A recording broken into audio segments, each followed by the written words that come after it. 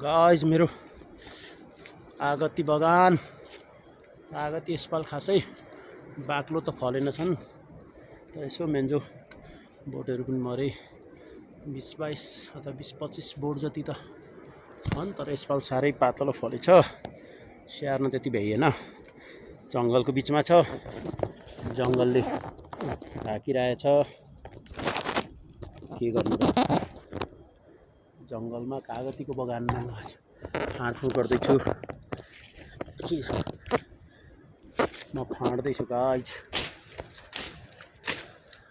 कागती बगान फाँड्दै गरेको अवस्था हेर्नु नि, कति जङ्गल पलाएछ।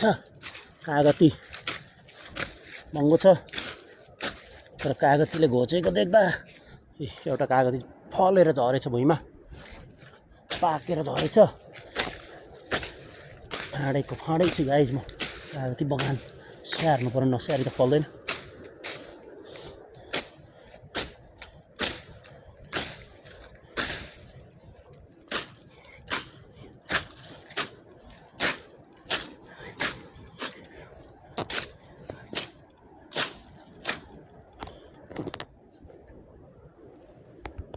जोस् कागती बगान राम्रै छ, फलाइ पातलो रहेछ यसपाल।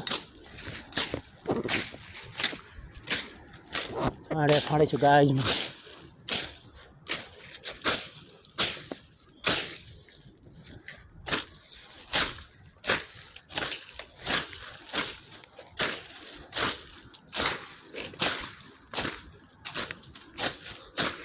किसानको छोरो हुनु साह्रो छ गाइज।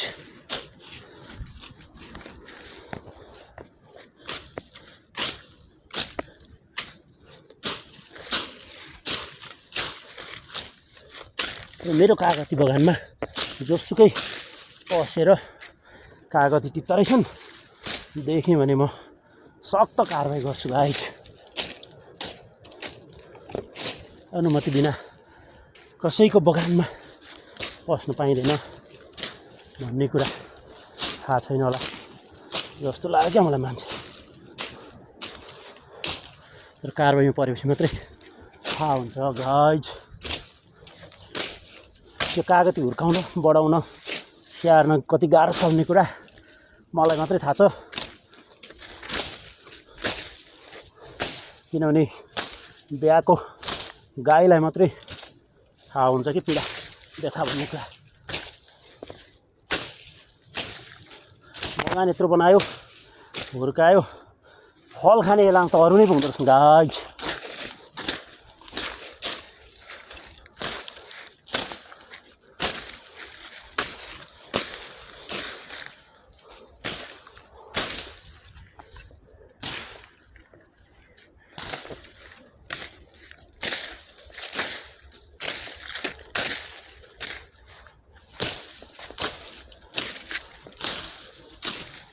ल